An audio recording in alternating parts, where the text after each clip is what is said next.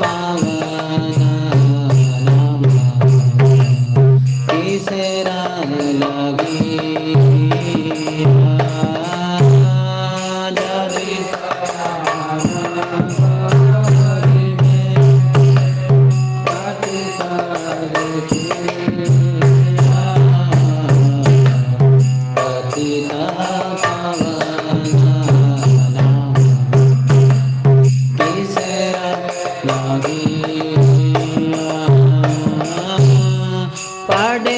भवतु फले नाही को निस्तार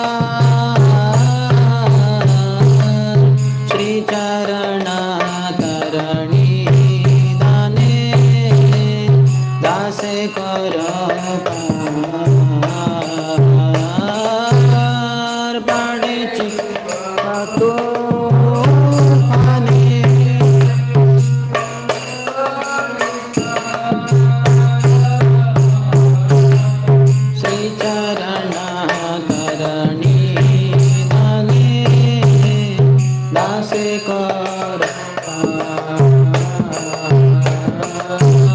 तो श्री कृष्ण चैतन्य प्रभु दासरानुदा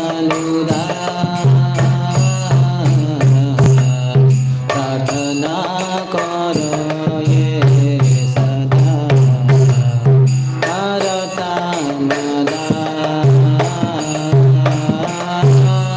श्री कृष्ण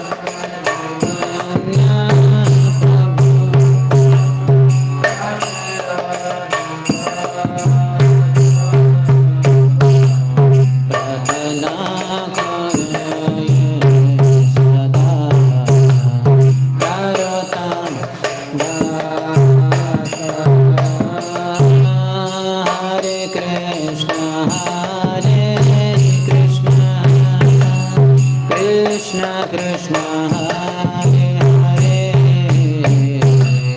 हरे राम राम राम हरे हरे हरे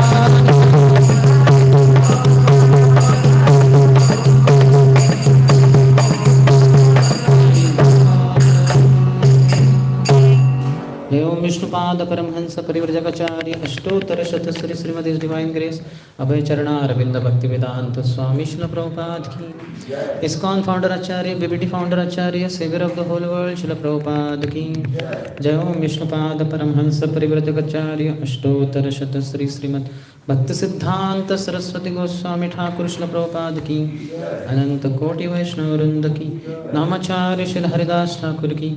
प्रेम से कहो श्री कृष्ण चैतन्य प्रभु नित्यानंद श्री अद्वैत गदाधर श्रीवास आदि गौर भक्त वृंद की। श्री श्री राधा कृष्ण गोप गोपिका श्याम कुंड राधा कुंड गिरिराज गोवर्धन की।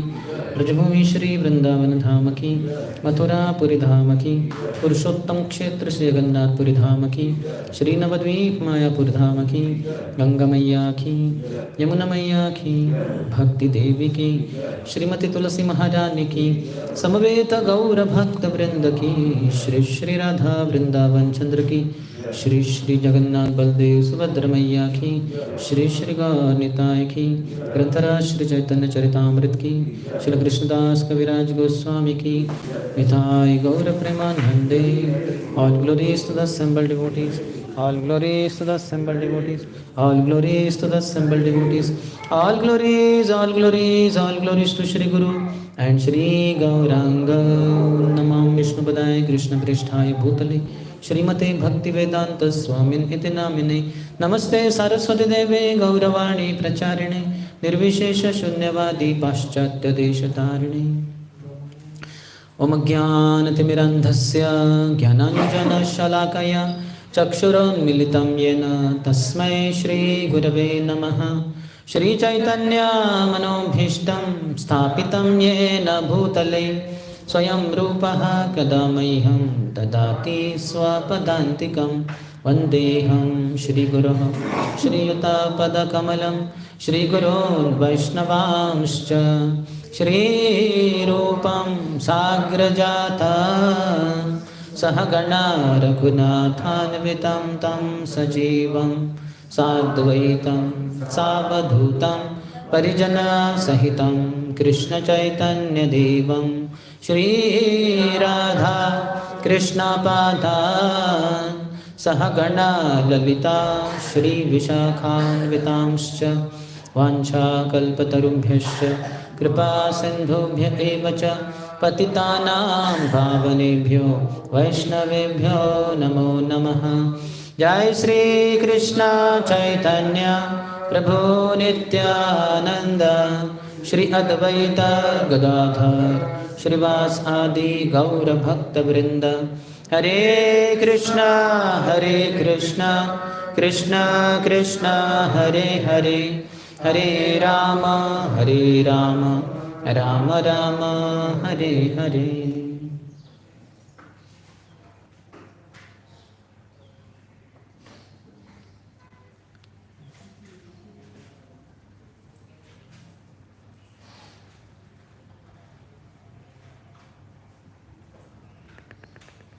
हरे कृष्णा।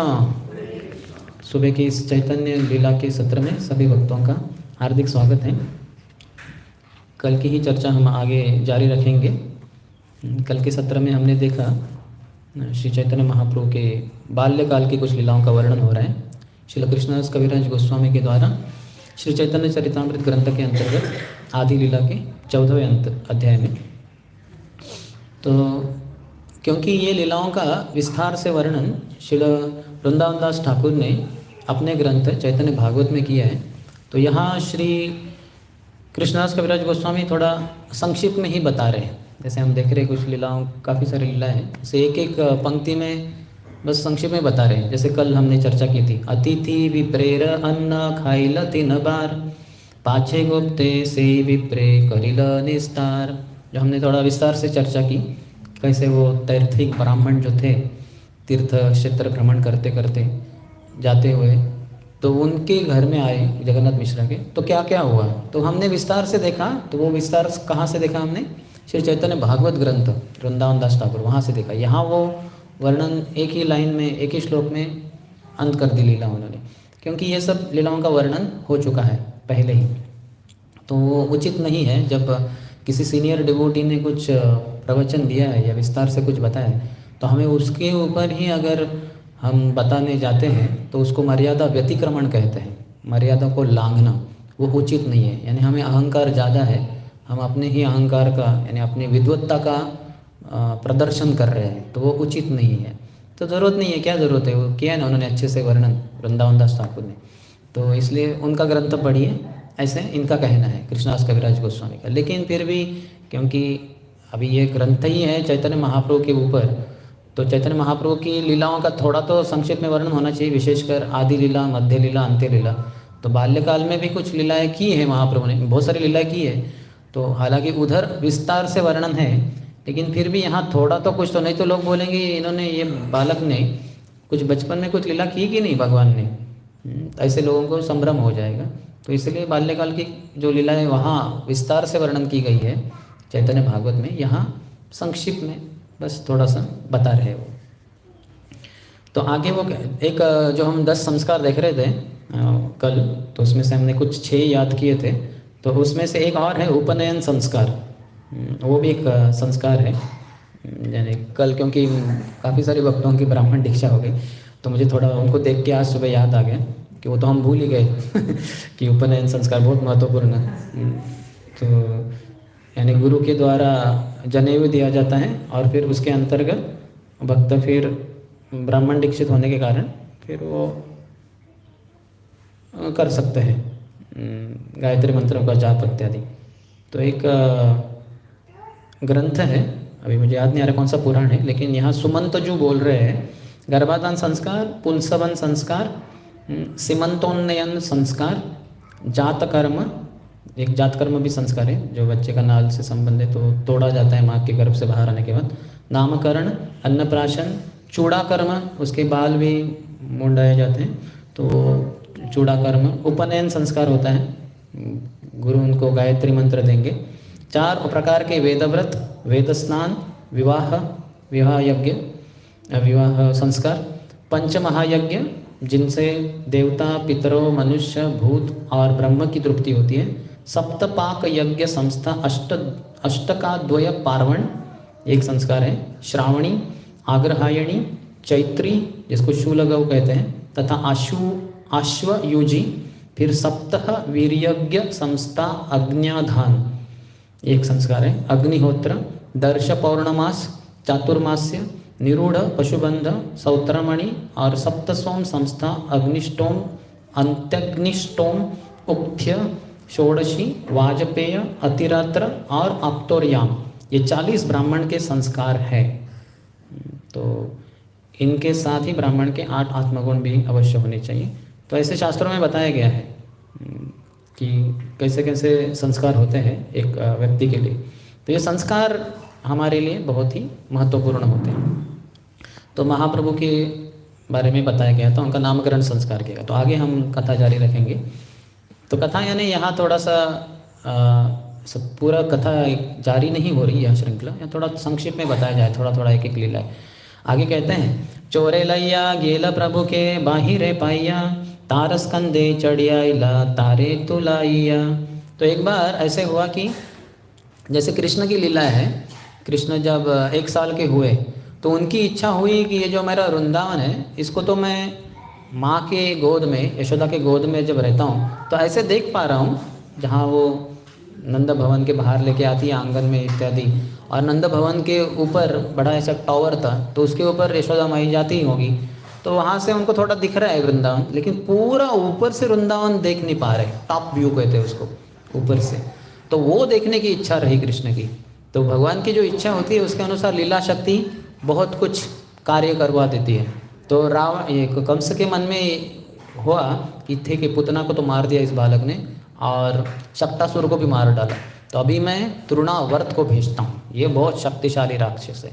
तृण यानी घास का तिनका, आवर्त यानी उसको गोल गोल घुमाता है। कौन घुमाता है? हवा, तेज गति से हवा जो बहती है आंधी तूफान जैसी, लेकिन वो एक विशिष्ट होती है, तो उसमें वैसे ऐसे ऐसे गोल गोल घूमती है, तो उसको तृण आवर्त कहते हैं। हमने देखा होगा, होता है वो, तो कभी कभी उसमें प्लास्टिक वगैरह आ जाता है, पॉलीथीन, वैसे ऐसे ऐसे बहुत ऊपर चली जाती है, क्योंकि वो ऐसे ऐसे ही चलेगी वो। जैसे पानी में भी देखते हैं भौरा होता है, जहाँ पानी के नीचे पत्थर में गड्ढा होता है, होल होता है, तो उसमें जो पानी है ऐसा सीधा नहीं बहता, तो उसके ऊपर से गोल गोल गोल गोल घूमता है, उसको वर्लपूल कहते हैं। और ये जो हवा में होता है उसको वर्लविंड कहते हैं। तो वो राक्षस को भेजा भगवान की लीला शक्ति ने कंस को प्रेरणा दी कि भेजो, तृणावत को भेजो। तो तृणावत आया और कृष्ण को ऐसे ऊपर उठा के लेके गया। कृष्ण बहुत हल्के बन गए, बहुत ऊंचाई पर जाके उन्होंने पूरा देखा वृंदावन। साथ ही साथ बहुत सारी अप्सराएं जो स्वर्गलोक में थी, उनकी इच्छा थी कृष्ण का पास से दर्शन हो। तो कृष्ण उनकी भी, क्योंकि वो भक्त है भगवान के, उनकी भी इच्छा पूर्ति हेतु वो तृणावत को प्रेरणा दी। इतना हजारों किलोमीटर ऊपर वृंदावन से वो पूरा गए भगवान, वृंदावन को देखा, अप्सराओं को दर्शन दिए। अभी हो गया शो, तो अभी भगवान बोले अभी नीचे जाना है वृंदावन, मुझे इतना दूर नहीं जाना है वृंदावन से, अभी जाना है वृंदावन।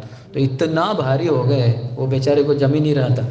बहुत प्रयास किया लेकिन भगवान इतने भारी हो गए कि वो नीचे नीचे नीचे नीचे आ गए और फिर अंततः एक पत्थर के ऊपर गिरकर तृणावत का वध हो गया। तो इस तरह से कृष्ण ने ये रचना की, लीला की, तो जिसके द्वारा वो थोड़ा भ्रमण किए वृंदावन का, ऊपर से दर्शन किए। तो वैसे ही श्री चैतन्य महाप्रभु की भी दीक्षा इच्छा हुई कि थोड़ा भाई अपने नवद्वीप को थोड़ा देखा जाए। मैं तो छोटा बालक के रूप में गंगा किनारे थोड़ा खेलता हूँ, थोड़ा अपने योगपीठ के आंगन में थोड़ा इधर उधर थोड़ा ज़्यादा भ्रमण हो। तो ये इच्छा से फिर उन्होंने 2 चोरों को प्रेरित किया जो नवद्वीप में थे और रहते थे, और वो चोरी करते थे सबके घर में। तो एक बार जब देखा उन्होंने कि ये गंगा किनारे एक छोटा सा बालक है, जो कोई और नहीं भगवान निमाई थे, जिनको माता के द्वारा, सची माता के द्वारा बहुत सुंदर आभूषण से विभूषित किया गया था।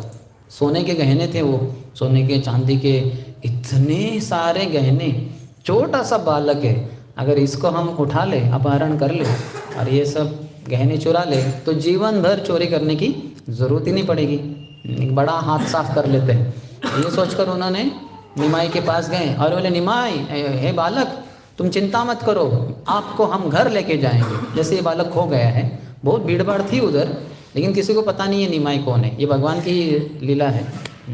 तो फिर उठाया उनको, अपने कंधे पे रखा ये 2 चोरों ने, और वो चलने लगे तेज गति से। और साथ ही साथ क्या बोल रहे थे, जिससे किसी को संशय न हो, कि बालक चिंता मत करो, तुम्हें हम आपके घर पहुंचा देंगे।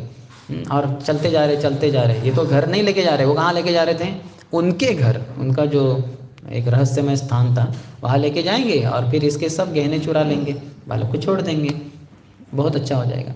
तो फिर वो जाने लगे और साथ ही साथ कुछ संदेश खिलाने लगे, क्योंकि बालकों को खाना अच्छा लगता है, तो इसलिए संदेश खिलाएंगे, वो खाता रहेगा, उसको अच्छा लगेगा, ये कोई चाचा है मेरे घर लेके जा रहे हैं, अच्छी ही बात है। ऐसे उसको भ्रमित करने के लिए।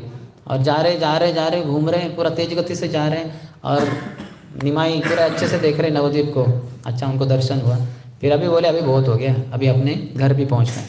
तो वो इतना तेज गति से जा रहे हैं अपने घर लेके जाने के लिए, लेकिन हुआ क्या, वहाँ कहाँ गए, जगन्नाथ मिश्रा के घर पे ही आ गए, वहाँ बाहर आ गए योगपीठ के उधर।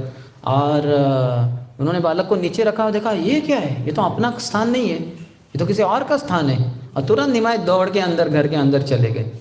अपने माता पिता जो बहुत ही परेशान थे कि कहाँ गया हमारा बालक, इतना छोटा सा नन्हा सा, निमाई कहाँ गया। सची माता रो रही थी और जगन्नाथ मिश्रा और पड़ोस के लोग कहाँ गया किसी को पता नहीं। तो फिर वहाँ पहुँच गए वो निमाई, तुरंत जाके माता सची के गले लग गए। और जगन्नाथ मिश्रा ने पूछा कि बालक, तो निमाई तुम कहाँ थे? बोले मैं ऐसे ही भटक गया था, गंगा किनारे था, मुझे पता नहीं क्या हुआ, तो मुझे पता नहीं था कैसा है। तो लेकिन 2 अच्छे चाचा मिले, उन्होंने अपने कंधे पे लेके मुझे यहाँ घर लेके आए और मुझे संदेश भी खिलाया। तो जगन्नाथ मिश्रा प्रसन्न हुए, रहे कौन है भाई ऐसे लोग जो बहुत अच्छे लोग हैं, जिन्होंने हमारे खोए हुए बालक को वापस अपने घर लाया। तो बड़े प्रसन्न होकर वो बाहर आए और उसको गिफ्ट भेंट भी देनी थी उनको। उन्होंने एक जैसा रेशम का एक पगड़ी उनको भेंट देनी चाहिए। तो वो लेके आए और देखिए ये 2 चोर, कह रहे बालक अंदर जाके अभी ये कोई पुरुष आ गया बाड़ा है ना, तो इनको पता चलेगा हम चोर हैं, पकड़े जाएंगे। तो भागने लगे और ये बोल रहे अरे भाई कहाँ से आए, थोड़ा रुकिए। वो उनको थैंक यू बोलना चाहते थे कि आपने हमारे खोए हुए बेटे को वापस लाया। वो कहाँ सुनने वाले थे, उनको लगा कि हमारी सब पोल खुल जाएगी, वो जोर से दौड़े। तो ये भगवान श्री निमाई की भी एक बाल्यकाल की लीला हुई। तो उन्होंने अपने उद्देश्य को सार्थक किया। श्रील वृंदावन दास ठाकुर कहते हैं कि क्या सौभाग्य ये 2 चोरों का। वैसे तो पापी ही हैं, क्योंकि चोरी करके अपना पालन पोषण करते हैं तो है तो पापी, लेकिन भगवान को अपने कंधे पे लेने का सौभाग्य उनको प्राप्त हुआ। भगवान को भोग चढ़ाया उन्होंने संदेश खिलाया, है कि नहीं, प्रेम से भी खिलाया। हालांकि थोड़ा दुष्ट उद्देश्य होगा, लेकिन प्रेम से खिलाया ना। पत्रम पुष्पम फलम तोयम यो में भक्त्या प्रयच्छति, प्रेम से खिलाया उन्होंने, प्रेम से भक्ति से। और पत्रम पुष्पम भी नहीं, संदेश खिलाया। तो बड़ी कृपा हुई निमाई की इन दोनों चोरों के ऊपर कि उनको ये इतना संग प्राप्त हुआ। आगे कहते हैं व्याधि छले जगदीश हिरण्य सदने विष्णु नैवेद्य खाइल एकादशी दिने। तो जब एकादशी का दिन हुआ तो ये निमाई ने एक दिन छोटे से निमाई रोने लग गए। तो रोने लग गए तो अभी सबको फॉर्मूला पता था, सूत्र क्या है, निमाई जब भी रोते हैं तो जोर से हरि नाम लेने का, हरे कृष्णा कृष्ण कृष्ण हरे हरे, हरे राम राम राम हरे हरे। आता थे पूरा हरे कृष्ण महामंत्र नहीं गाते थे वो, पास पड़ोस की स्त्रियाँ, वो हरि हरि कहते थे, हरि हरि हरि हरि हरि हरि। एक महाप्रभु का एक नाम था गौर हरि। ये बाकी अन्य जो पड़ोसन स्त्रियाँ थी उन्होंने ये नाम दिया था, क्योंकि ये बालक हरि हरि सुनकर बड़ा प्रसन्न होता है, लेकिन है तो गौर वर्ण का। तो गौर हरि ये अन्य पड़ोसन स्त्रियों ने उनको नाम दिया था। माँ ने नाम दिया था निमाई, और उनके नाना जी नीलांबर चक्रवर्ती ने नाम दिया था विश्वम्भर। तो ऐसे उनके 3 नाम तो बचपन के ही थे। वो बाद में जब संन्यास लिए तो उनका नाम हुआ श्री कृष्ण चैतन्य। तो फिर अभी जैसे हरि हरि बोलने लगी ये स्त्रियाँ, तो ये निमाई चुप होने का नाम ही नहीं ले रहे। तो फिर से उन्होंने सोचा कम हो गया हरि हरि हरि हरि हरि हरि हरि हरि हरि हरि हरि। उन्होंने तो बहुत लंबा उसका नाम जब भी शुरू कर दिया, फिर भी ये निमाई रोते ही रह गया, रोते ही रह गया। तो इनको बड़ा आश्चर्य हुआ, अरे क्या हो रहा। तो बोले अरे निमाई हम हरि का नाम ले रहे, चुप करो। तो चुप कर ही नहीं रहा है। तो फिर ऐसा जब बोला तो वो चुप हो गया। तो वो बोले कि मुझे कुछ खाने को चाहिए। लेकिन क्या खाने को चाहिए? बोले वो जो हिरण्य पंडित है ना और उनका भाई महेश पंडित, इन दोनों ने आज अपने घर में जो विष्णु है उनके लिए बहुत ही स्वादिष्ट खाद्य पदार्थ बनाए, तो वो मुझे चाहिए, वो मुझे प्रदान कीजिए। तो ये एकादशी का दिन था। तो एकादशी के दिन तो अन्यों के लिए तो सामान्य वराई वगैरह होता है, लेकिन भगवान के लिए एकादशी होती नहीं। वो एकादशी के स्वामी है भगवान। तो फिर उनको तो सब भोग चलता है, अनाज बीन्स सब चलता है उनको। तो वो सब दोनों ने चुपके से बनाया था, किसी को बताए न बताए बिना, तो अच्छे से बनाए थे पदार्थ। तो फिर ये जगन्नाथ मिश्रा एकदम चकित हो गए, ये क्या है, ये बालक को कैसे पता? क्योंकि योगपीठ से जगन्नाथ मिश्रा के घर से ये करीबन 2 किलोमीटर की दूरी पे इन दोनों का घर था। हालांकि जगन्नाथ मिश्रा के मित्र ही थे, हिरण्य पंडित और महेश पंडित, लेकिन फिर भी जगदीश पंडित। तो इसको कैसे पता चला? हमें भी पता नहीं है, किसी को पता नहीं, तो इनको कैसे पता चला? ठीक है, लेकिन ये बालक तो चुप ही नहीं कर रहे हैं, कुछ चाहिए चाहिए। तो फिर वो चले गए उधर और उनके घर में आए। तो हिरण्य पंडित और जगदीश पंडित ने उनका स्वागत किया। अरे जगन्नाथ मिश्रा आप हमारे घर में? बोले हाँ, किसी विशेष उद्देश्य से आए। बोले क्या उद्देश्य? कि शायद आप दोनों ने भगवान के लिए कुछ विशेष खाद्य पदार्थ बनाए आज एकादशी के दिन, तो वो हमें चाहिए। बोले अरे तुम्हें कैसे पता चला? बोले हमारे बेटे निमाई को चाहिए। बोले वो इतना छोटा निमाई, उसको कैसे पता कि हमने ऐसे विशेष पदार्थ बनाए? तो उन्होंने मान्य किया कि हाँ, हम चुपके से बहुत अच्छे से आज भगवान को भोग चढ़ाने के लिए अच्छे खाद्य पदार्थ बनाए। और ये बालक को ये बात पता चली और वो मांग भी कर रहा है, तो चलो देंगे ज़रूर। तो उन्होंने फिर अच्छे से वो उसको पैकिंग करके वो उसको लेके आ गए। तो हम देखते हैं भगवान श्री कृष्ण भी जब वृंदावन में थे, जब उन्होंने शायद ये जो गोवर्धन की लीला होने के बाद, गोवर्धन धारण की, तो उसके बाद वो जब उधर वनचारण कर रहे थे भटरोल प्रदेश में, तो उन्होंने सोचा कि बाजू में ही मेरी महान भक्तिन है, ये ब्राह्मणों की पत्नियाँ, और वो ब्राह्मण लोग अभी यज्ञ कर रहे, तो वो जो खाद्य पदार्थ है ना वो हमें स्वीकार करने चाहिए। तो भगवान की लीला शक्ति के द्वारा सभी ग्वाल वालों को बहुत ही अत्यंत भूख लग गई। बोले अरे कृष्ण, अरे बलराम, हम बहुत भूखे हैं, अरे कुछ तो योजना करो भाई, आप राजकुमार हो दोनों, नंदा महाराज की यशोदा माई के पुत्र हो, तो कुछ तो योजना हो जाए, कुछ तो हो जाए पदार्थ। तो कृष्ण बोले ठीक है, बाजू में ही यहाँ ब्राह्मण लोग हैं, कुछ यज्ञ कर रहे हैं, तो उनके पास जाओ और कुछ खाद्य पदार्थ उनसे मांग करो, और मेरा नाम मत बताना, क्योंकि मैं वैश्य पुत्र हूँ ना। बलराम जी का नाम बताना, ये तो क्षत्रिय के पुत्र हैं, तो क्षत्रिय ऊपर हो गए वैश्यों के, तो वो आनेंगे, उनकी ज़्यादा सुनेंगे। तो जाते हैं ग्वाल बाल और कहते हैं वो ब्राह्मणों को कि हे ब्राह्मण देव, थोड़ा सा हमारे बलराम है उधर पास में, पड़ोस में, जंगल में, थोड़ा भूख लगी है, तो हम सब ग्वाल बालों के लिए कुछ तो पदार्थ दीजिए, आपके पास इतने सारे स्वादिष्ट व्यंजन हैं, तो थोड़ा कुछ दीजिए। तो वो कहाँ ब्राह्मण, वो तो देखने को तैयार भी नहीं थे इन बालकों के प्रति, उन्होंने पूरी तरह से दुर्लक्षित कर दिया। तो बेचारे बालक बड़े व्यथित हुए, ऐसे मुंह लटका कर आ गए वापस। कृष्ण के आवाज़ बोले, कहाँ कृष्ण, उन्होंने तो सुनी भी नहीं हमारी, आप कह रहे थे कि वो कुछ देंगे, कुछ नहीं दिया। कृष्ण बोले ठीक है, जो ऐसे भिक्षा मांगते हैं उनको कभी ऐसे डिमांड नहीं, ऐसे कुछ मांग नहीं करनी चाहिए कि हमें क्यों नहीं दिया, इतना ही क्यों दिया, तो ऐसे नहीं कर सकते। तो फिर चिंता मत करो, उनकी जो पत्नियां हैं, ब्राह्मण की पत्नियां, ये बहुत ही मेरी अच्छी भक्तिन हैं, इनके पास जाओ, ये तुम्हें खाली हाथ नहीं लौटाएंगी। तो अभी कृष्ण ने कहा, तो वो जाते हैं और उन ब्राह्मण पत्नियों को कहते हैं कि कुछ ऐसे कृष्ण बलराम बाजू के वन में हैं, उनको भूख लगी है और हम ग्वाल वालों को भूख लगी है, तो कृपया कुछ पदार्थ देंगे क्या। बोले अरे ये तो बड़ा सौभाग्य है, हम खुद ही लेके जाएंगे, न तो आपके साथ देंगे, हम भी खुद लेके आएंगे। तो तुरंत उन्होंने वो जो सब खाद्य पदार्थ थे विष्णु के लिए बने हुए यज्ञ के रूप में, तो उन्होंने तुरंत सब पैक कर लिया अच्छे से टोकरी में वगैरह, उनके भी पास दिए कुछ और अपने सर के भी रख कर वो सब चली, सब ब्राह्मण की पत्नियाँ। तो ये ब्राह्मण पत्नियों ने कभी भी भगवान कृष्ण के दर्शन नहीं किए थे, क्योंकि थोड़ा दूर में है ये स्थान, तो वहाँ कृष्ण कभी गए नहीं थे, उन्होंने देखा नहीं था। लेकिन बाकी वहाँ जो वृंदावन की जो सब्जी बेचने वाली स्त्रियाँ रहती थी, ये यहाँ भी आती थी सब्जी बेचने के लिए, तो उनके मुख से उन्होंने सुना था कि कान्हा जो यशोदा के लाला है, उन्होंने क्या क्या लीलाएं करते हैं, कैसे पूतना को मारा, ये किया वो किया। तो इतना आकर्षित थी, कृष्ण के दर्शन के लिए बहुत लालायित थी। तो कृष्ण ने उनको दर्शन दे लेने के लिए भी ये योजना रखी, आयोजित की। और फिर वो आती हैं और भगवान कृष्ण को बहुत अच्छे स्वादिष्ट खाद्य पदार्थ खिलाती है। तो फिर वो वापस घर चले जाते हैं और उनको भगवान कहते हैं चिंता मत कीजिए, आपको आपके पति स्वीकार करेंगे और सभी जन स्वीकार करेंगे। तो वैसे ही लीला यहाँ भी चैतन्य निमाई ने की है, जो हिरण्य और जगदीश पंडित के द्वारा। लेकिन अर्थात यहाँ थोड़ा हाई लेवल का अच्छे भक्त रहते हैं, तो यहाँ नकार नहीं दे रहे। वहाँ ब्राह्मणों ने तो नकार दिया और ब्राह्मण पत्नियों ने सब कुछ दे दिया, यहाँ हिरण्य और जगदीश पंडित तुरंत सब कुछ देने के लिए तैयार हो गए। जैसे हम देखते हैं कि जो कंसर है श्री कृष्ण लीला में, वो नवद्वीप लीला में, चैतन्य महाप्रभु की लीला में किस रूप में आए, चांद काजी के रूप में आए।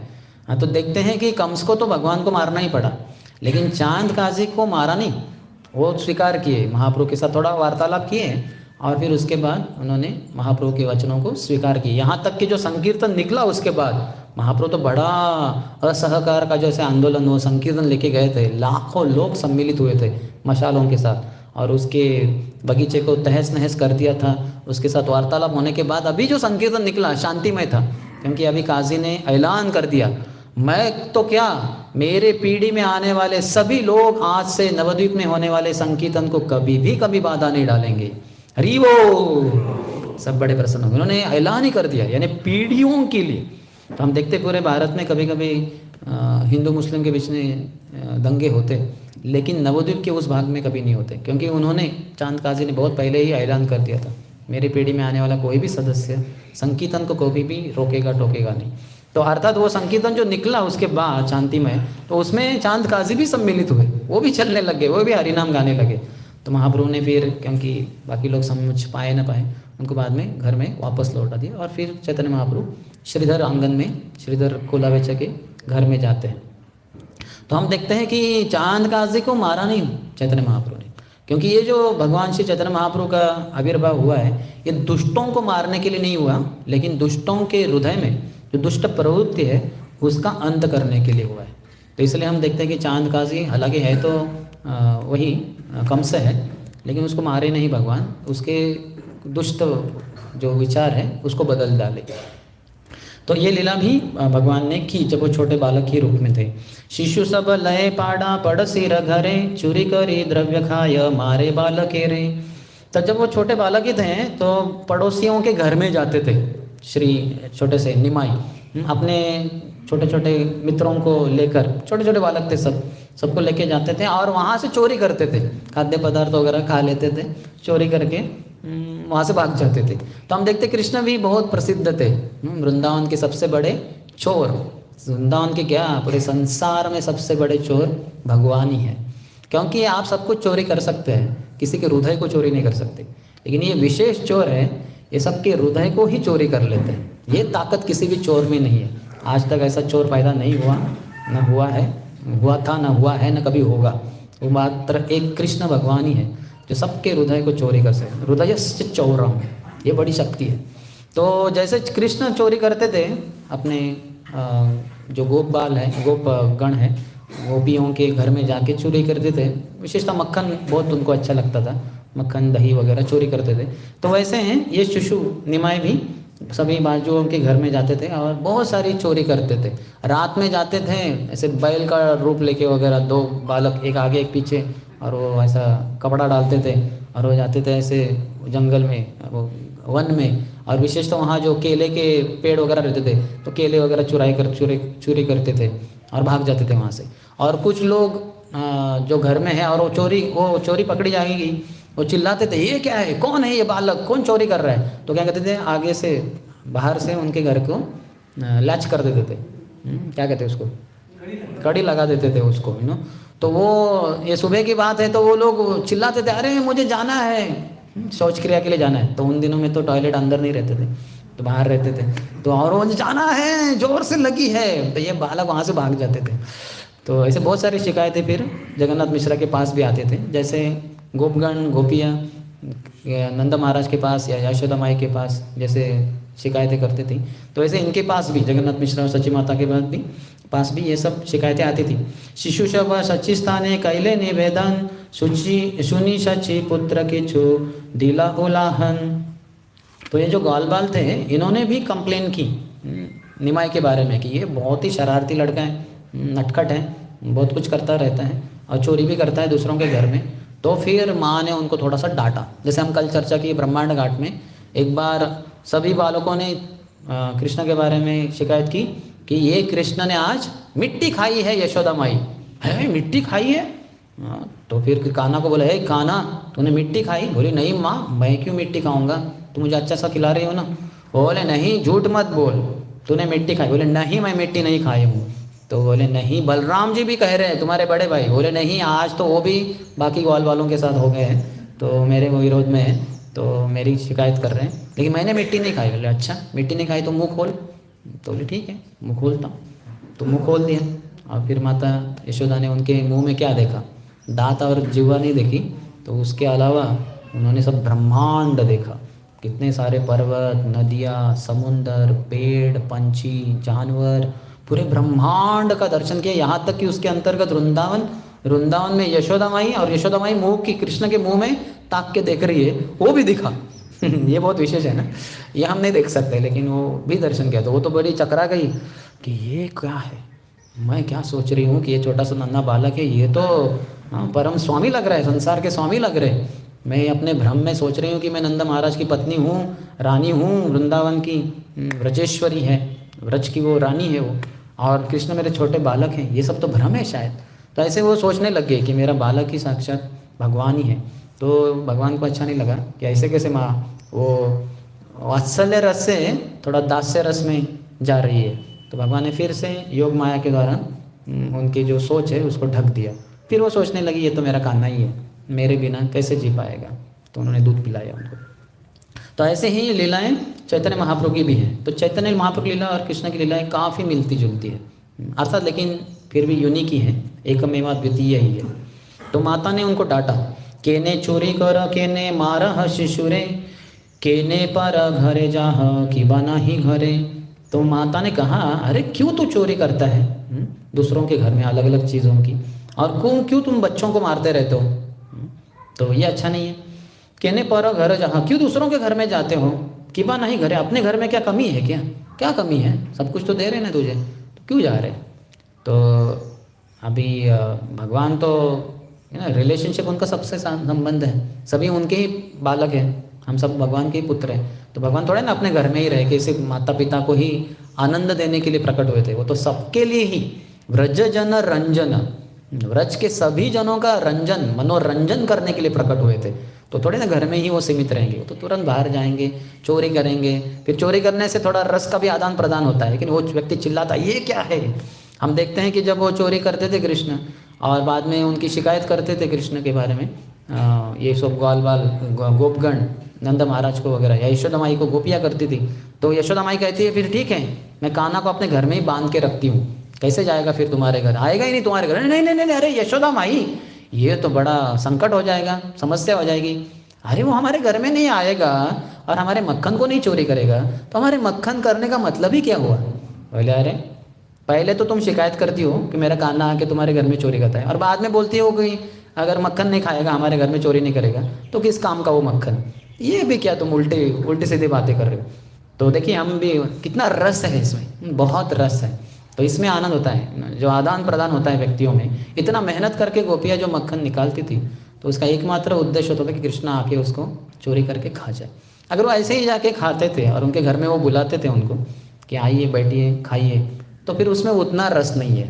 तो इसमें चोरी करके चुपके ना दूसरों की नज़र चुकाते हुए तो जाना, इसमें और अधिक आनंद है। और वैसा ही माधुर्य रस में भी वही आनंद है जब कृष्ण गोपियों से मिलते हैं। इसलिए गोपियों से विवाह नहीं करते, क्योंकि अगर पति पत्नी है जिनका विवाह होगा, एक ही घर में एक ही कमरे में है, एक दूसरे को दिन भर एक दूसरे को ही देख रहे हैं और कोई तीसरा है ही नहीं, अभी तो बच्चे भी नहीं हुए, तो उसमें उतना मज़ा नहीं होता।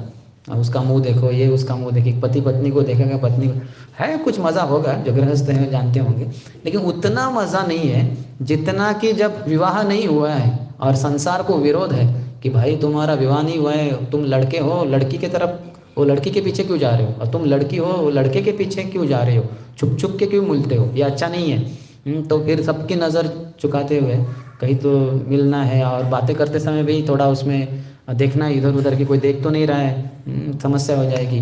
तो इसमें एक बहुत ही एक थ्रिलिंग एक्सपीरियंस है, आपको अनुभव करने की ज़रूरत नहीं है श्रवण से ही उसको लाभ उठाइए।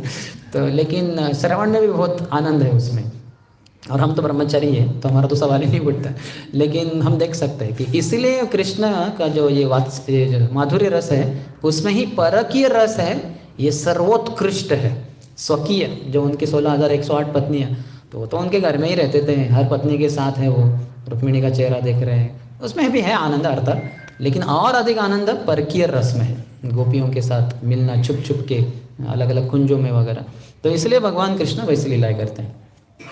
तो आगे कहते हैं शुनि क्रुद्ध हया प्रभु घर भीतर जाया, घरे या त भांड छिल फेलिल भांगिया। तो ये जब निमाई को जब ऐसे डांट फटकार मिली अपनी माँ के द्वारा, तो बड़े क्रोधित हुए, वो क्रोधित हो गए, अपने घर के अंदर चले गए, जो पिट में जो है उनका घर, तो उसमें बहुत सारे कमरे थे, घर के अंदर जाके उन्होंने हाथ में कुछ तो लाठी वगैरह लेकर जो भी सब बर्तन वगैरह थे, वो तो मिट्टी के होते हैं, सब तोड़ फोड़ डाले उन्होंने, बहुत क्रोधित हो गए वो। तो कृष्ण भी ऐसे करते थे। तो वैसे ही सची नंदन नंद व्रजेंद्र, ये सचिनंदन निमाई भी वैसे ही करते थे। तबे सची को लेकर कराइला संतोष, लज्जित हैला प्रभु जानी निज दोष। तो जब सची माता ने देखा कि ये तो बहुत ही संतप्त हो गया, क्रोधित हो गया अभी, और सब तोड़ फोड़ दिया इसने, तो फिर उन्होंने उनको सांत्वना देने के लिए, थोड़ा संतोष देने के लिए उनको अपनी गोद में ले लिया और थोड़ा सहलाने लगी। तो फिर निमाई को थोड़ा सा बुरा लगा, थोड़ा लज्जित हो गए वो कि मैंने व्यर्थ में ही घर के सब बर्तन तोड़ डाले। अतः सची माता कहती भी थी कभी कभी कि अरे निमाई, ये तो घर में सब कुछ तुम्हारा तो है, तुमने क्यों ये तोड़ दिया, अभी क्या हमारे पास, वैसे भी हम ब्राह्मण है, ज़्यादा कुछ है नहीं, जो भी था तुमने तोड़ फोड़ दिया, तुम्हारा तो है ये सब कुछ, मेरा थोड़ा ये कुछ, तुम्हारे लिए तो जीती हूँ मैं। तो निमाई थोड़े लज्जित होते थे। तो ये माँ के साथ वात्सल्य रस है। तो वात्सल्य रस में ये आनंद भी प्राप्त होता है माता पिता को भगवान के। कभू मृदु हस्ते कैला माता के ताड़न, माता के मूर्छिता देखी कर ये क्रंदन। तो कभी छोटे से तो है निमाई और हाथ भी मुलायम ही है, तो कभी वो अपनी माँ को ऐसे मार देते थे, जैसे छोटे बच्चे मारते हैं।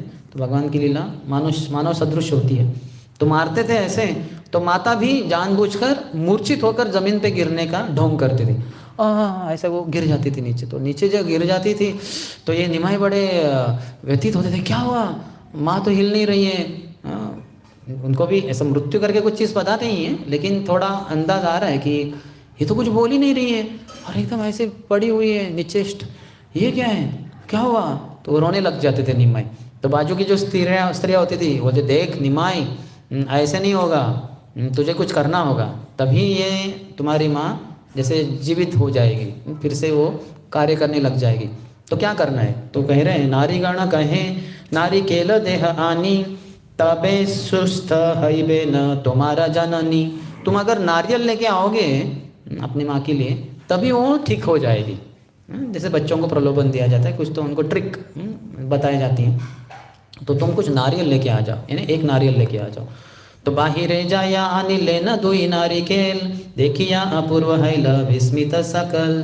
तो नारिकल यानी नारियल उन्होंने लेके आए बाहर से। कितने? 2 लेके आए। अरे छोटे निमाई है तो 2 नारियल को पकड़ना, पहले तो अपने सर के ऊपर पकड़ना, ऐसे उसको बैलेंस करना और साथ ही साथ चलना। बच्चों को छोटे से चलना भी थोड़ा मुश्किल है, तो वो लेके आ रहे हैं। तो ये देखकर बाकी सब जन विस्मित हो गए कि कितना छोटा बालक है, अपनी माँ से कितना प्रेम करता है, 2 नारियल लेके आ गया अपने सर पे।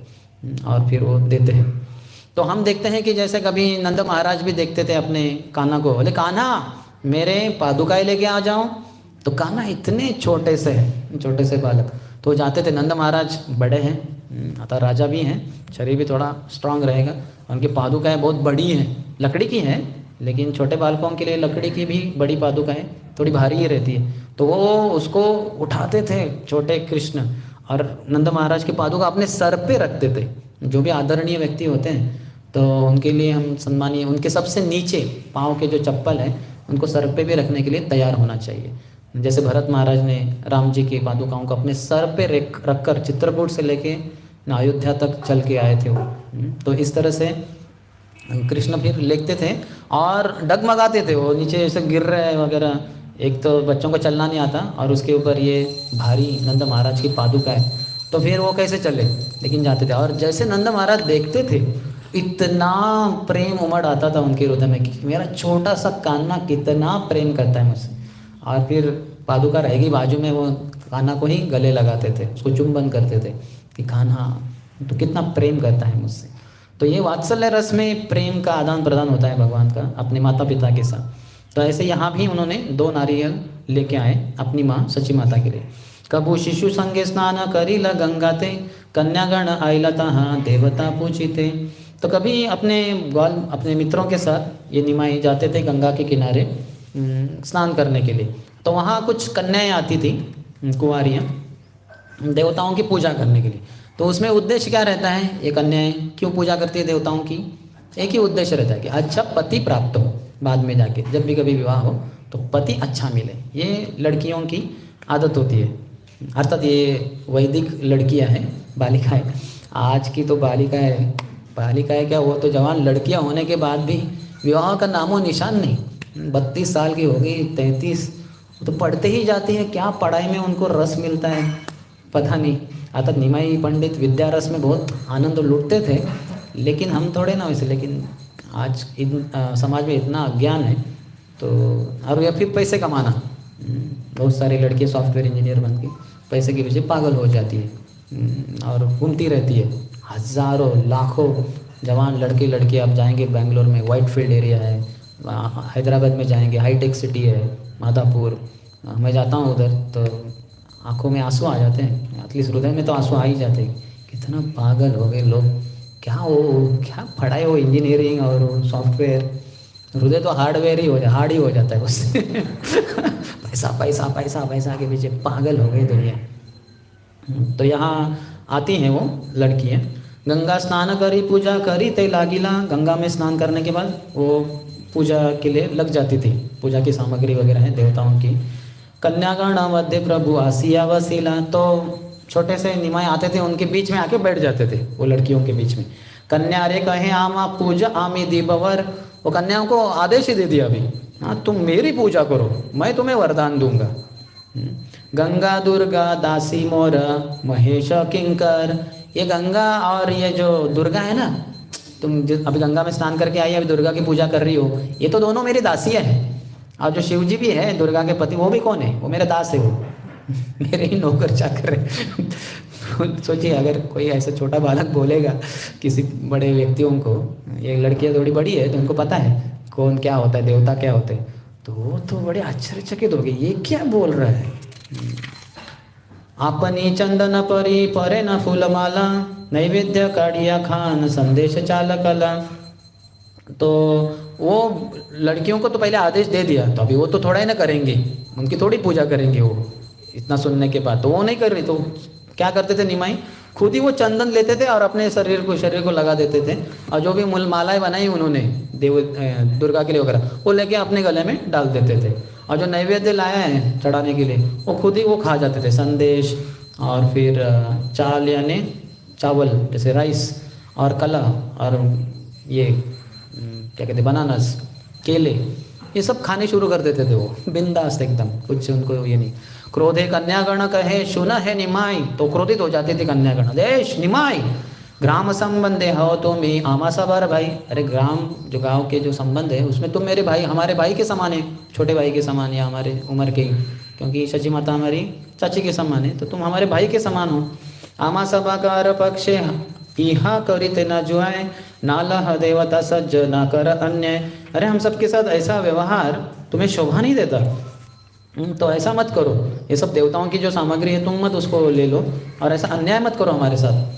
प्रभु कहें तोमा सभा के दिला ये ईवर, तो ये तो उन्होंने ज़बरदस्ती तो सब ले लिया, खा लिया, पहन लिया माला वगैरह, और अभी बोलते मैं आप सबको वरदान देता हूँ, तोमा सबार भरता बे परम सुंदर, तुम सबका जो पति रहेगा ना बहुत ही सुंदर रहेगा। तो लड़कियों की ये इच्छा होती है कि हमारा पति सुंदर हो, तो पहला वरदान दे दिया उनको, तुम सबके जो पति है ना बहुत ही सुंदर रहेंगे।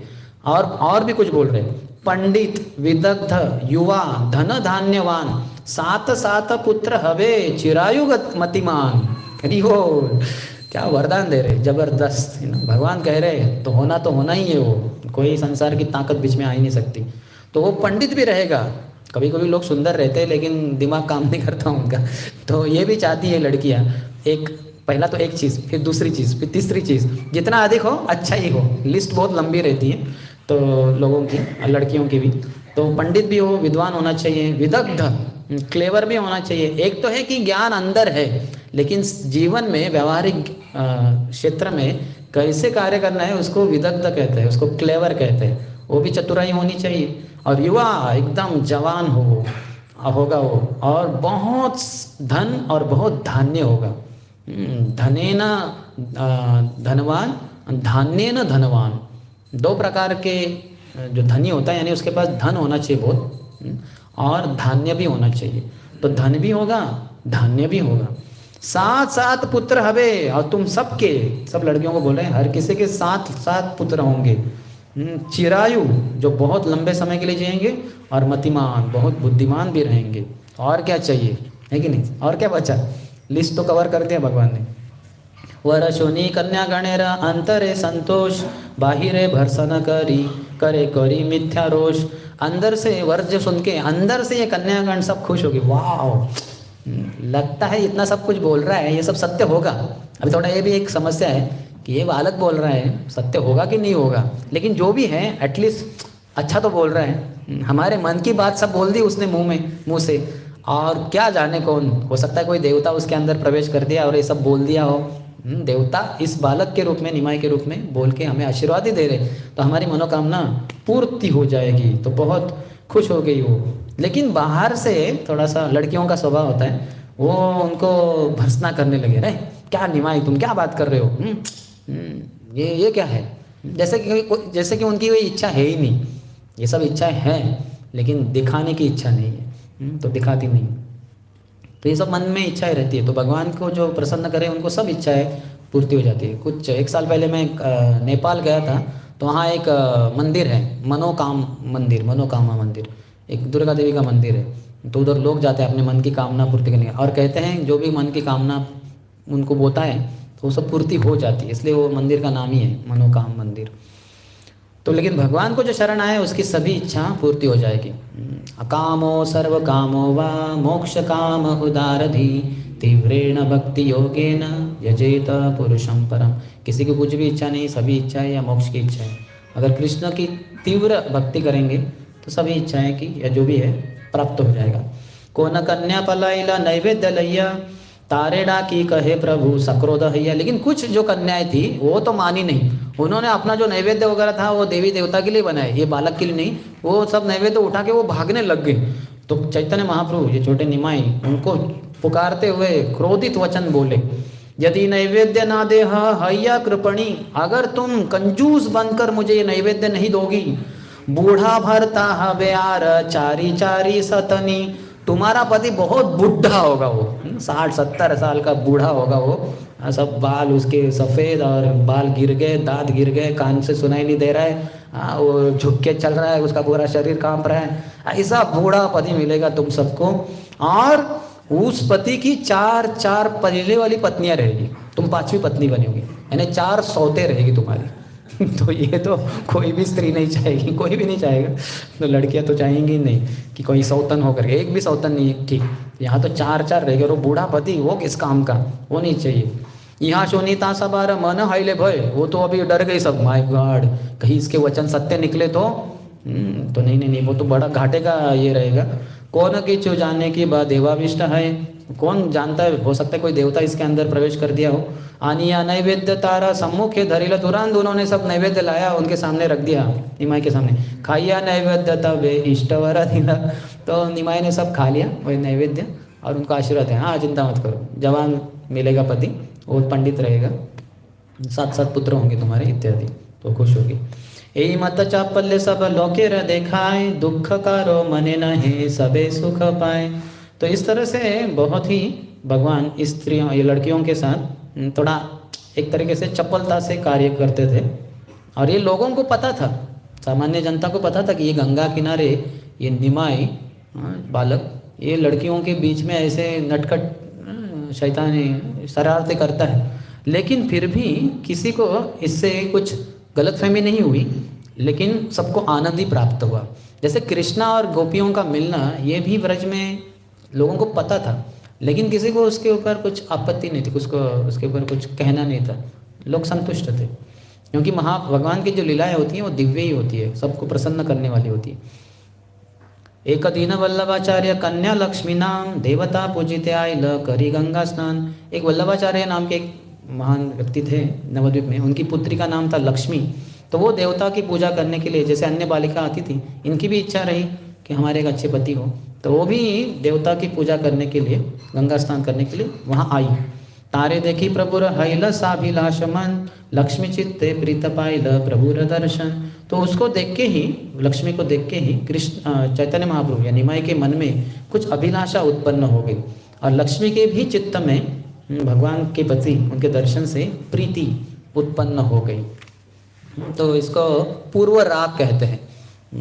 तो पूर्व राग में जैसे गोपियाँ पहली बार जब कृष्ण का दर्शन की, हाँ, तो वो बहुत ही आकर्षित हुई। हालांकि छोटी बालिका है एक तरीके से, जैसे बालिकाओं में भी या बालकों में कुछ समय के लिए काम वासना नहीं होती, लेकिन जो प्यूबर्टी का पीरियड है, एडोलसेंट जो भी है, क्या कहते हैं उसको, यौवनावस्था या जो भी है, तो वैसे एक स्थिति में वो एक आकर्षण पैदा हो जाता है एक लड़के के मन में लड़की के प्रति, लड़की के मन में लड़के के प्रति। तो लेकिन उसके पहले ही, हाँ, ये इसको पूर्व राग कहते हैं। तो ये क्योंकि भगवान और गोपियों का शाश्वत संबंध है, तो इसलिए गोपियाँ कृष्ण के प्रति आकर्षित हो जाती है। तो वैसे यहाँ लक्ष्मी भी निमाई के दर्शन देखकर बड़ी मन में प्रीति महसूस, आनंद महसूस की। साहजिक प्रीति दुहार करी लहुदय, दोनों का एक दूसरे के प्रति प्रेम उत्पन्न सहज ही उत्पन्न हो गया, क्योंकि ये तो हमेशा के पति पत्नी है। बाल्य भावाच्छन्न तभु हैल निश्चय। तो हालांकि वो ऊपरी रूप से बालक बालिका ही थे, निमाई और लक्ष्मी, लेकिन उनका एक दूसरे के प्रति जो स्वाभाविक प्रेम है, शाश्वत प्रेम, वो उमड़ आया। दुहा देखी दुहार चित्ते हैल उल्लास, एक दूसरे को देखकर मन में उल्लास उत्पन्न हुआ। देव पूजा छले कैल दुहे पर आकाश। और ये देव पूजा ये तो ऊपरी एक बहाना रहा, इसके द्वारा इन्होंने अपने एक दूसरे के प्रति के जो प्रेम है उसको आप दरवाजे खोल दिए आगे प्रकट होने के लिए। प्रभु कहे आमा पूजा आमी महेश्वर। अभी इनके साथ भी थोड़ा सा नटखट निमाई कह रहे हैं कि मेरी पूजा करो, मैं महेश का, शिव जी का स्वामी हूँ। हमारे पूजिले पाबे अभिप्सितवर, तुम मेरी पूजा करोगी तो तुम्हारा जो मन में इच्छा है वर है मैं प्रदान करूँगा। प्रभु तार पूजा पाइया हंसी ते लागिला, तो लक्ष्मी ने उनकी पूजा की और भगवान मंद हास्य किए।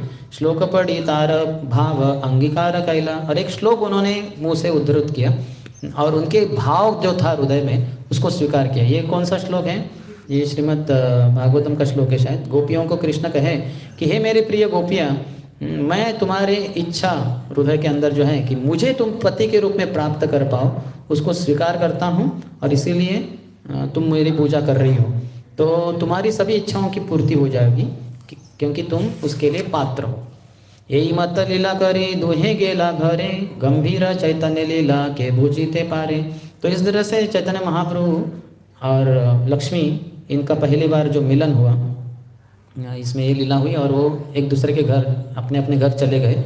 गंभीर चैतन्य लीला के भूजिते पारे, तो महाप्रभु की लीला तो गंभीर है, कौन जीवात्मा इसको समझ पाए, ऐसे वो कह रहे हैं। ओके, तो किसी का कोई प्रश्न है इन लीलाओं से संबंधित? तो लीलाएं तो अनंत है, थोड़ी ही बची है इस अध्याय के अंतर्गत। यस,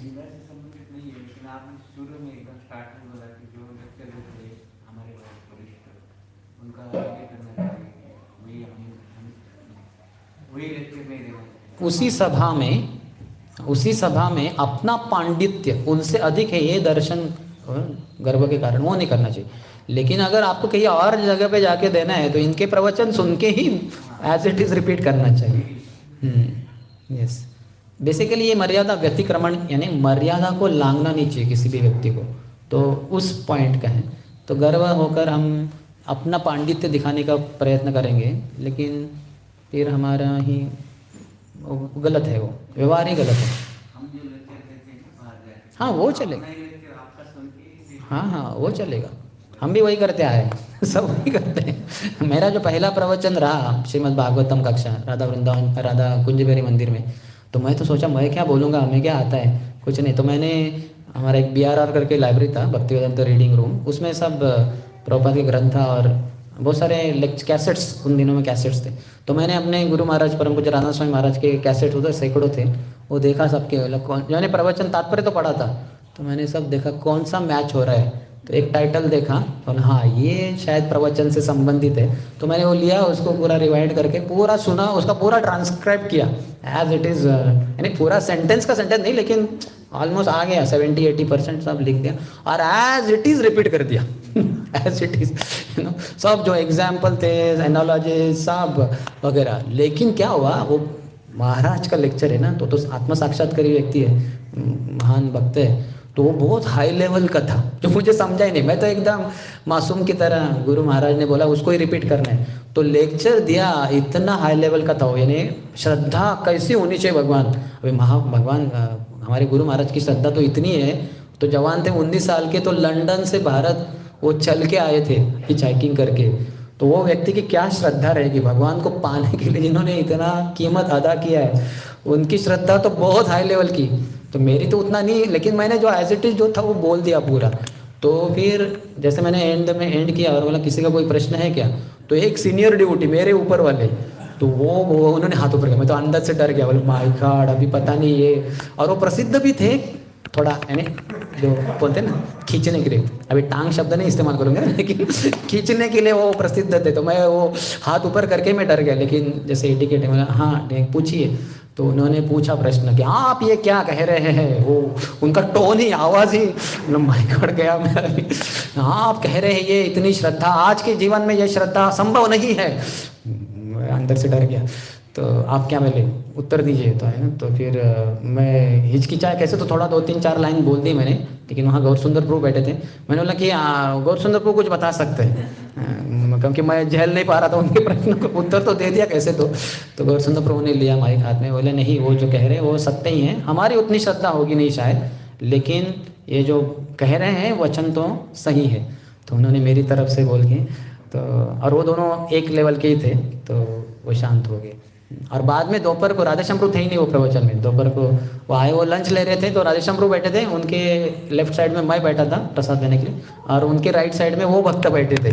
तो फिर मैंने राधेश्याम प्रभु को बोला कि प्रभु मैंने आज सुबह प्रवचन दिया, पहला ही प्रवचन था, तो ऐसे ऐसे बोला और ऐसा एक प्रश्न आया था एक भक्त का, वो है करके नहीं बताया, तो भक्त ने ऐसा बोला, फिर मैंने ऐसे बोला, गौरसुंदर प्रभु ने ऐसा बोला, तो आप क्या कहते? तो राधेश्याम प्रभु इतना स्ट्रांग बोला, तुमने जो कहा वो सत्य है ना, उसमें कुछ भी ये नहीं है, और ऐसा जबरदस्त बोला। तो मैं थोड़ा, क्योंकि राधेश्याम प्रभु को पता नहीं कौन है, तो मैं थोड़ा पीछे होके उनकी तरफ देखा, उनको बोला देखा मैं सत्य ही बोला था तो बच गया मैं। तो उसको करना ही चाहिए। लेकिन 3 प्रकार के प्रवचन होते हैं शायद। परम पूज्य भक्ति रसामृत महाराज ने एक भक्तों को बताया था, जब उन्होंने पूछा था, उन्होंने मुझे बताया था। तो एक ऐसा ये शैली है जो सीनियर डिवोटीज़ का प्रवचन सुन के एज इट इज़ वैसा का वैसा रिपीट कर दो, सेफ़ है। लेकिन ये शुरुआत के दोनों में ठीक है। जब आपकी प्रगति होती है तो आपको भी ये थोड़ा सा अपना प्रिपरेशन करना चाहिए, आपको शास्त्र पढ़ के वगैरह वगैरह, और उससे लेकर आपकी समझ को अच्छे से आपके साक्षात्कार के साथ वो प्रदान करना चाहिए।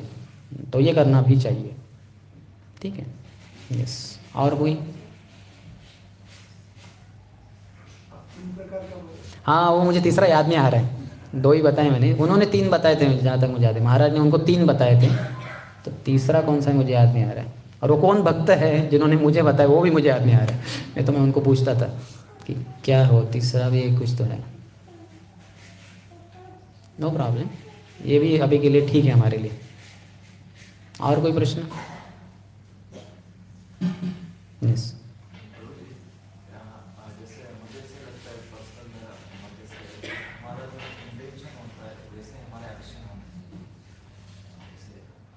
नहीं, लेकिन हमारा इंटेंशन कभी बहुत डेंजरस भी रहता है, और हम डेंजरस एक्शन करेंगे तो डेंजर हो जाएगा, प्रॉब्लम हो जाएगा।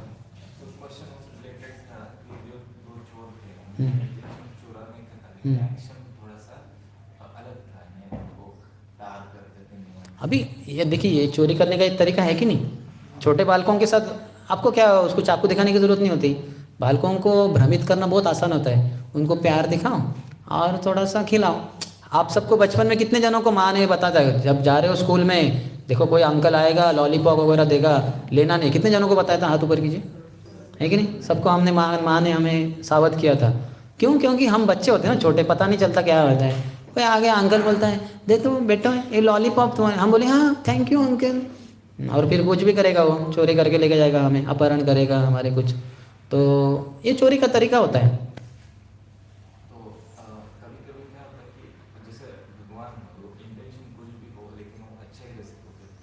हमारे संदर्भ में सामने वाले का इंटेंशन पूरा गलत हो लेकिन एक्शन उसका अच्छा है, तो हम उसको कैसे डील करेंगे? नहीं, हम देखेंगे भगवान भी, जैसे प्रभुपाद का ही वचन है, advancement in Krishna consciousness depends on the attitude of the follower. हमारे अंदर का भाव क्या है भगवान देखते हैं। भगवान तो भावग्राही जनार्दन है, लेकिन नवसिखियों के लिए या जो बाहर के लोग हैं उनके लिए भगवान उनके एक्शन को भी स्वीकार करते हैं। लेकिन बाद में आपको शुद्ध भक्त बनना है तो आपके भाव को ही भगवान देखेंगे। जैसे शुरुआत के दिनों में भक्त क्या करते थे अमेरिका में वगैरह, उनको पता है कि भगवान के सामने नमस्कार करके प्रगति होती है, तो नए बड़े बड़े हस्तियों को लेके आते थे अंदर, व्यक्तियों को, और मंदिर हॉल में लेके जा रहे भगवान की तरफ, अचानक उनके पाँव में अपना पाँव डाल के उसको नीचे गिरा देते थे, धाड़ करके वो ज़मीन पे पूरा गिर गया वो। और जैसे वो कहते सॉरी प्लीज़ फॉरगिव मी ना, एंड इट्स ओके ओके ना, एक्चुअली लेकिन ये भक्तों ने जानबूझकर उसको गिराया। क्यों? क्योंकि तभी तो नमस्कार करेगा ना ये पूरा अष्टांग प्रणाम।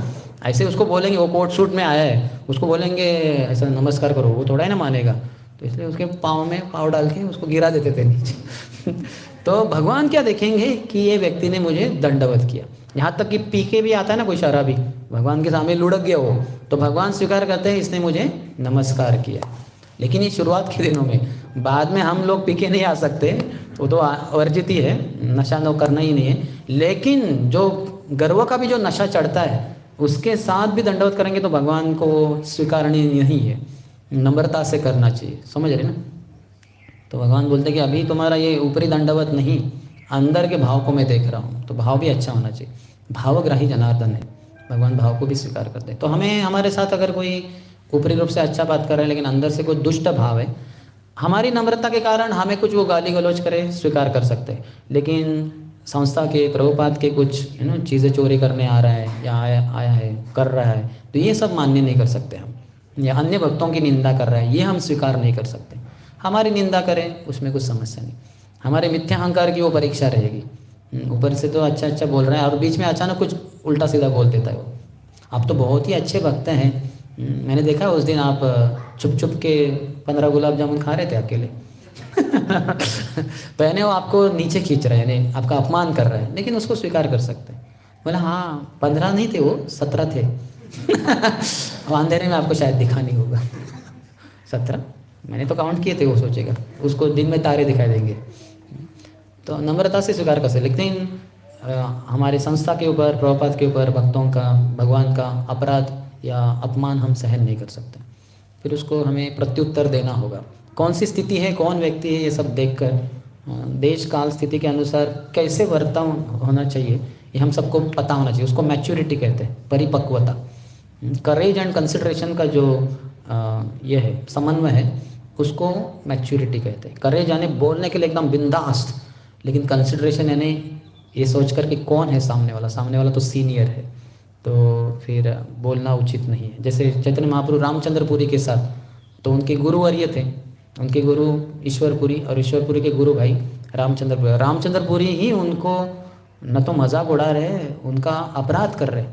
अरे ये सन्यासी यहाँ इनके घर में रूम में देख रहा हूँ चींटियाँ जा रही हैं ज़मीन के ऊपर, यानी क्या मतलब निकलता है, क्या अर्थ निकलता है? ये तो छुप छुप के मिठाई खा रहा है इधर, एक सन्यासी के लिए शोभा नहीं देता।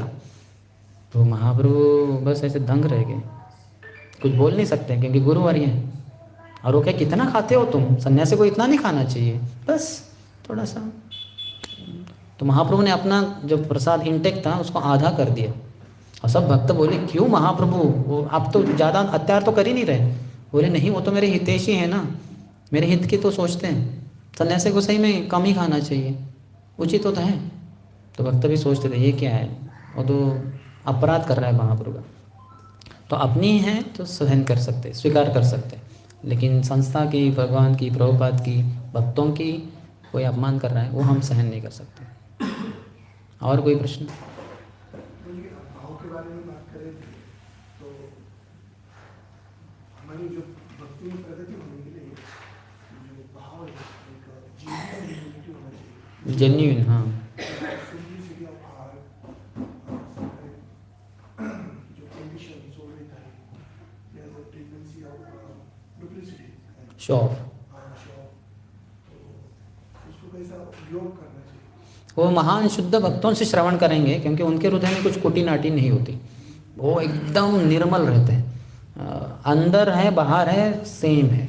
हमारा अंदर दुष्ट भाव, ऊपर से सुष्ट भाव, जो भी है अच्छा लगता है, लेकिन उनका वैसा नहीं होता। बहुत ही शुद्ध भक्त जो होते हैं उनसे श्रवण करना चाहिए और उनके संग की इच्छा प्राप्त करनी चाहिए। फिर उनसे श्रवण करके हम उनके तरह, जैसा संग वैसा रंग, तो उनसे श्रवण करेंगे तो फिर हमारी भी इच्छा होगी कि कितने सिंपल है। जैसे हमारे गुरु महाराज एक बार, परम पूज्य राधा स्वामी महाराज एक बार इधर आए थे राधा कुंजबेरी मंदिर में, तो महाराज का प्रवचन हुआ उन दिनों में, ये बहुत पहले की बात है, तो पता नहीं 2000 के पहले की बात है। तो उन दिनों में से दर्शन करके एक कंसेप्ट रहता था कि जिन्होंने प्रवचन दिया, महान गुरु वर्य वगैरह, तो उनके बाद में इनमें दर्शन होता। दर्शन यानी आप लाइन में लगना है सबको, और जिनको दर्शन लेना है तो पास में आना है और थोड़ा सा कुछ चर्चा होगी। प्रेसिडेंट वगैरह कोई तो बताएंगे कि ये ऐसे ऐसे भक्त हैं, अच्छे वो हैं, या फिर पास में जाके कम से कम हरे कृष्णा बोल सकते हैं या कुछ पूछ भी सकते हैं एक आध दूसरा संक्षिप्त में वगैरह। तो ऐसे तो क्या हुआ, वो राधा कुंजबेरी मंदिर का जो प्रसादम हॉल है, तो उसमें वो ऊपर हाई लेवल पे वो जो है स्टेज के ऊपर व्यासासन के ऊपर महाराज का प्रवचन हो गया, एंड में दर्शन चल रहा था। तो राधेश्याम प्रभु, स्वरूप दामोदर प्रभु और मैं महाराज के पीछे, व्यासासन के पीछे ही थे जगह जो थी, और हम सुन रहे थे क्या जो कौन कौन आ रहा है, क्या बातें कर रहे हैं वगैरह। तो अचानक इधर राइट साइड में साउंड सिस्टम के उधर कुछ तो हो गया, तो हम तीनों उधर चले गए, हम तीनों का ध्यान भी चला गया, हम तीनों भी उधर चले गए। तो हमें पता ही नहीं चला जो कुछ हुआ इधर दर्शन में महाराज का और उस भक्त का क्या हुआ, हम तीनों को भी पता नहीं। तो हम आ गए थोड़ी देर में, तब महाराज ने, वो एक माता जी आके मिल के चली गई थी, वो नीचे से आई थी, महाराज तो स्टेज के ऊपर व्यासासन के ऊपर थे, तो वो आई और गई थी। तो महाराज ने हम तीनों को बोला, पता है वो माता जी ने क्या कहा? तो हमें तो पता ही नहीं था क्योंकि हम तो उधर गए थे, यानी थोड़ा बाजू में, तो हमारा ध्यान नहीं था। तो बोले वो माता जी ने कहा, Maharaj I am very fallen by your mercy. महाराज मैं बहुत ही पतित हूँ आपकी कृपा के कारण। तभी वो साधारण स्त्री थी जिसको इंग्लिश इतना आता नहीं था, लेकिन अब ये सन्यासी थी, इंग्लिश ही जानते हैं, इनको हिंदी आती नहीं, तो बोलना तो इंग्लिश में है, तो उन्होंने 2 सेंटेंस को जोड़ दिया कि महाराज आई एम वेरी फॉलन, महाराज मैं बहुत पतित हूँ, लेकिन आपकी कृपा से मेरा जीवन चल रहा है, बाय योर मर्सी। तो उन्होंने इतना जोड़ दिया उसको, Maharaj I am very fallen by your mercy, महाराज आपकी कृपा के कारण मैं बहुत पतित हूँ। तो महाराज ने हमको बताया, हम इतने हंसने लगे। महाराज बोले देखो ये माता जी के ऊपर मेरी कृपा नहीं रहती थी तो बहुत प्रगत हो जाती थी, लेकिन मेरी कृपा के कारण ही बड़ी पतित हो गई बेचारी। तो हम इतना हंस रहे थे। तो वो महाराज के ऊपर ही जोक था, और महाराज नहीं, वो स्त्री का वैसा भाव था ही नहीं, वो कुछ अपराध नहीं कर रही थी, उसका भाव बहुत निर्मल था कि आपकी कृपा से मैं भक्ति कर पा रहा हूँ, हालांकि मैं बहुत ही पतित हूँ। लेकिन महाराज ने उसको ऐसा घुमा फिरा कि अपने ऊपर ही जोक करके हमें भी बताया जो हमें पता भी नहीं था। तो देखिए अपने, है कि नहीं? तो ऐसे जो निर्मल हृदय वाले हैं, ऐसे भक्तों का संग करेंगे तो हमारा हृदय भी निर्मल होगा। जैसा संग वैसा रंग। तो कनिष्ठ अधिकारी जो होते हैं, इस्कॉन में हम बहुत प्रचार करते हैं, और नए लोगों को तो बहुत ही प्रचार करते हैं। हर साल हमारा एक नया लोगों का क्या कहते हैं वो 6 सेशन कोर्स होता ही रहता है सर, हर सेंटर में। कांग्रीगेशन के लिए एक, युवकों के लिए अलग, या कभी कभी कांग्रीगेशन के लिए एक के बाद एक, कभी कभी तो हर महीने करते रहते हैं हम, कभी कभी तो हर हफ्ते। कुछ कुछ भक्त होते हैं वो खाली वो 6 सेशन कोर्स ही जानते हैं, उनका जीवन ही 6 सेशन कोर्स में जा रहा है। तो इसके कारण नए नए लोग बहुत आते हैं इस्कॉन में। तो यानी कनिष्ठ अधिकारियों की संख्या बढ़ेगी। दीक्षा भी, पहली दीक्षा सैकड़ों भक्तों की होगी, तो ये काफ़ी हद तक कनिष्ठ अधिकारी रहेंगे। तो कनिष्ठ अधिकारी के हृदय में रजोगुण और तमोगुण का प्रभाव अधिक रहता है, और द्वेष भी बहुत होता है। तो ये भक्तों के साथ सावधानी से संग करना होता है। उनका संग यानी क्या होता है? एक्सेप्टिंग। एक ही शब्द बोला जाए, संग का अर्थ है स्वीकार करना। तो उनकी जीवन शैली, उनके बोलने का ढंग, उनके मन के भाव, ये सब आपको स्वीकार नहीं करने हैं अगर वो भक्ति के लिए अनुचित है तो। समझ रहे? कोई मासूम है, जैसे अभी वो जो माता जी मैंने कहा, हालांकि दीक्षा नहीं हुई होगी, तो उसका जो मासूमियत है उसको हम स्वीकार कर सकते। कितनी भोली वाली माता जी है, कह रही है कि महाराज मैं बहुत पतित हूँ, लेकिन आपकी कृपा के कारण, महान भक्तों की कृपा के कारण मेरी प्रगति हो रही है, नहीं तो मैं तो पात्र नहीं हूँ, अपने आप से तो पात्र नहीं। तो ये स्वीकार कर सकते हैं। लेकिन वही अगर कोई ढोंग कर रहा है, यानी कुछ ऐसा दिखाना, बहुत होता है ना, दिखाते रहते हैं कि मैं वहाँ गया और फिर मैंने ऐसा परमिशन निकाला, फिर वहाँ के जो HOD थे या फिर ये, उन्होंने राज़ी हो गए कि 1000 लड़कों के लिए आप प्रवचन दे सकते। तो इसके मन में बहुत अहंकार है, ऐसे बता रहे जैसे बड़े तीर मारे इसने। ठीक है, कुछ बड़ी चीज़ हो सकती है, लेकिन अहंकार बहुत है, तो इसको स्वीकार आपको नहीं करना है। लेकिन तो हम जब से बाहर जाते कुछ खरीदने के लिए, अपने लिए जो उचित है वही चीज़ें खरीदते हैं। खाद्य पदार्थ भी वही उचित स्वीकार करते हैं। यहाँ तक कि प्रसादम में भी हम सबका हेल्थ का इश्यू होगा अगर अलग अलग, तो हम देखते हैं कि मेरे लिए ये दाल अच्छी है प्रसाद वगैरह, दूसरे भक्तों के लिए मैं इसको नहीं ले सकता क्योंकि इसमें मेरे लिए कुछ है जो मैं नहीं स्वीकार कर सकता।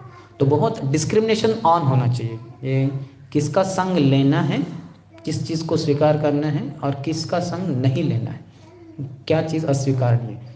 तो ये जिसको है वो मध्यम अधिकारी होता है, उसको पता होता है कि क्या स्वीकारना है क्या नहीं स्वीकारना है। कनिष्ठ अधिकारी को समझ में आता है, सब कुछ स्वीकार करता है, फिर इस्कॉन के नवोदित भक्तों के द्वारा वो भी कुछ गलत चीज़ें सीख जाता है और वो भी उसके लिए पागल हो जाता है। जैसे पोस्ट पोजीशन के लिए लड़ते रहना, है ना, कुछ प्रिविलेजेस, फैसिलिटी, सुविधाओं के लिए। क्या प्रभु जी उसके लिए आपने 2 व्हीलर दिया, मेरे लिए क्यों नहीं?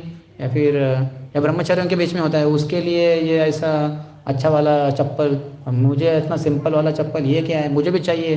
वो डिमांड करना शुरू कर देते। आए किस लिए थे भक्ति में? कृष्ण के लिए आए थे, और अभी चप्पल के पीछे पागल हो गया। अरे चप्पल के पीछे लोग, बाहर चप्पल ऐसे ही मिलते लोगों को बिना मांगे। वो जगन्नाथ रथ यात्रा में जाओ, रथ आगे जाता है, पीछे 1000 चप्पल मिल जाएंगे आपको। अगर आश्रम में कहाँ मर रहे हो चप्पल के ऊपर, है कि नहीं? तो बुद्धिहीन हो जाते हैं। माया बहुत चालाक है, सबको बड़े बड़ों को उल्लू बना देती है। तो हम तो क्या है, तो इसलिए ग्रंथ रोज़ पढ़ने चाहिए। नित्यम भागवत सेवा, ग्रंथ पढ़ने से समझ में आता है माया का जो भ्रम है पूरा प्रभुपाद हटा देते हैं। पूरा आपको एकदम स्पष्ट दिखाई देगा कि ये माया की चाल है, मैं इसको प्रलोभित नहीं होने वाला। या फिर महान भक्तों से श्रवण करेंगे तब भी समझ में आता है कि कैसे माया के प्रलोभन में या माया से वशीभूत जो भक्त है उनके भी प्रलोभन में नहीं आना है, झगड़ों में नहीं फंसना है। इसलिए मैं काफ़ी भक्तों को बोलता हूँ कि आपके सुख में प्रभु जी और माता जी मैं आपके साथ हूँ, आपके दुख में भी है प्रभु जी और माता जी मैं आपके साथ हूँ, आपके झगड़ों में मैं आपके साथ नहीं हूँ। झगड़े बहुत करते हैं, फाइट न्यू फाइट, बहुत झगड़े होते हैं इनके। किस लिए? यही सब चीज़ों के लिए,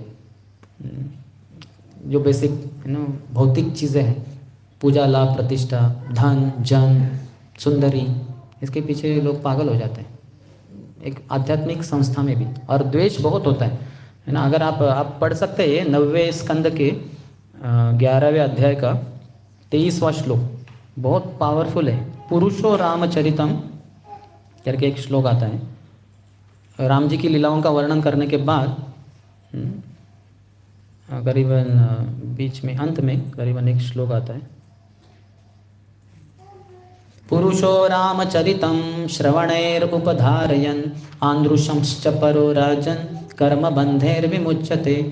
कि अगर उनका राम का चरित्र सुनेंगे तो दो चीज़ें होंगी कि हम अपने द्वेष का जो रोग है हमें लगा है उससे मुक्त हो जाएंगे, और ये जो फ्रूटिव एक्टिविटीज़ है, फल की आशा से किए हुए कार्य हैं, उसके बंधन से भी मुक्त हो जाएंगे। आप में से कितने जनों को इंग्लिश समझ में आती है? हाथ ऊपर कीजिए। कितने जनों को नहीं समझ में आती?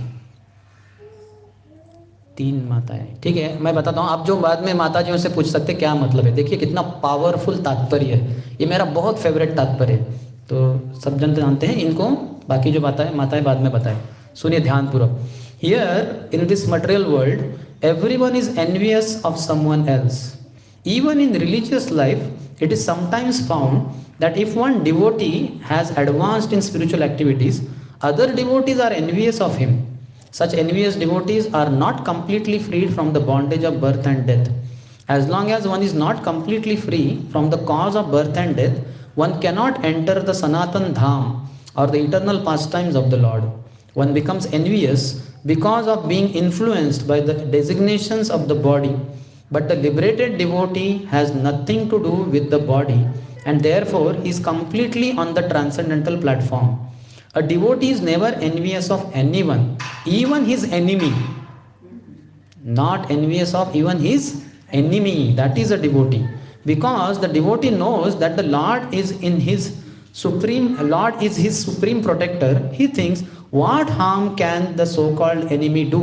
ये जो प्रभु का प्रश्न धनंजय, हाँ? Dhananjay Priya Prabhu, your question is also being addressed. So devotee thinks, what harm can the so-called enemy do? Thus a devotee is confident about his protection. The Lord says, ye yatha mam prapadyante tam tathaiva bhajamyaham. Bhagavad Gita 4:11. According to the proportion of one's surrender unto me, I respond accordingly. A devotee must therefore be completely free from envy, especially of other devotees. To envy other devotees is a great offense, a Vaishnava aparadh.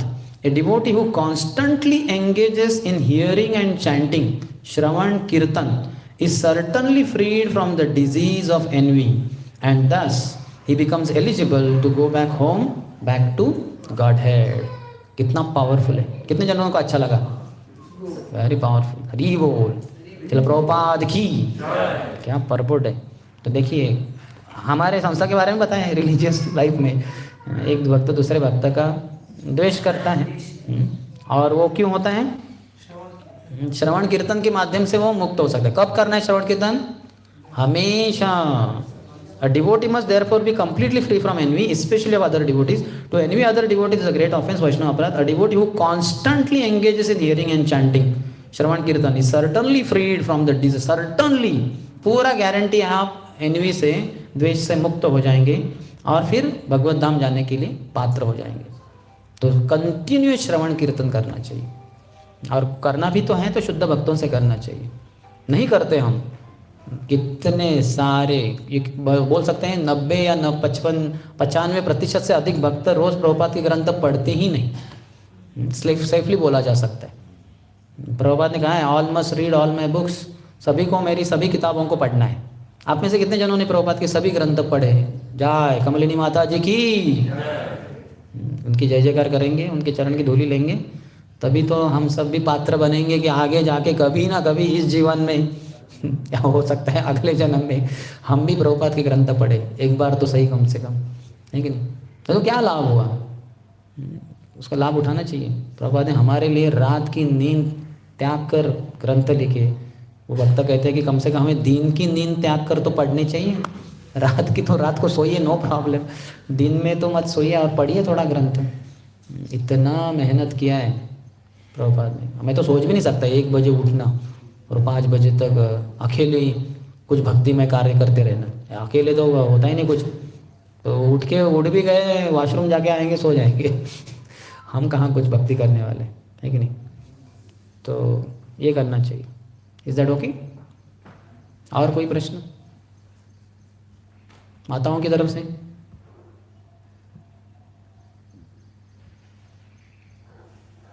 Okay फिर ग्रंथराज श्री चैतन्य चरितामृत की जय, श्रील प्रभुपाद की जय, समवेत गौर भक्तवृंद की जय, निताय गौर प्रेमानंदे।